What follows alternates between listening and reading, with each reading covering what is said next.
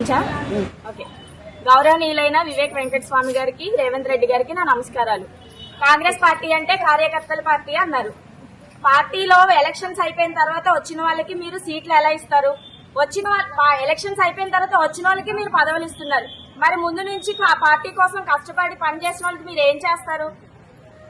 40 సంవత్సరాల నుంచి పనిచేసిన సీనియర్ లీడర్స్ ఉన్నారు.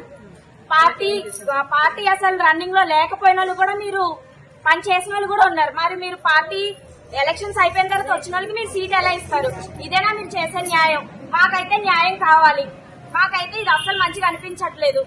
కాంగ్రెస్ పార్టీ అంటే కార్యకర్తల పార్టీ అన్నారు. మరి మీరు ఆ మాటకు తగ్గ న్యాయం చేయాలని మేము అందరం కోరుకుంటున్నాం.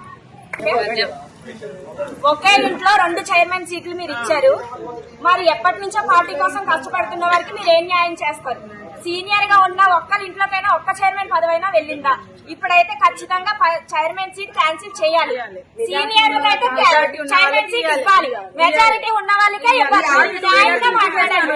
ఈ న్యాయం కోసమే మేము అందరం వచ్చాం. ఈ న్యాయం మా అందరికీ కావాలి. ఇది నా మాట కాదు, మా అందరి మాట. మాకైతే న్యాయం జరగాలి.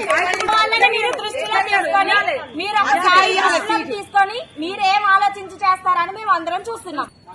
42 ఇయర్స్ నుంచి ఒకే పార్టీలో పనిచేస్తున్న వాళ్ళకి న్యాయం లేదు. మాకు దేవుడు ఒక్కడే, పార్టీ ఒక్కడే. మేము ఇదే పార్టీలో ఉండిపోయాం. పార్టీ ఉన్నా లేకున్నా మా జెండా మాత్రం కాంగ్రెస్ జెండానే ఎగిరింది. మా ఇంటి ముందు గానీ మా వాడలో గాని. మరి ఇప్పుడు మీరు ఏం చేస్తారు? మాకైతే న్యాయం కావాలి. ఇంకొకసారి కాంగ్రెస్ పార్టీ న్యాయం చేస్తుందని మేము ఓటేసి మేము గెలిపించుకున్నాం.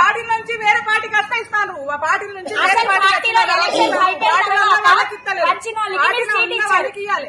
పార్టీలో ఉండే వాళ్ళకి మీరు ఏం న్యాయం చేస్తారు? మాకైతే న్యాయం జరగాలి. నాకు న్యాయం జరగకుంటే మేము కాంగ్రెస్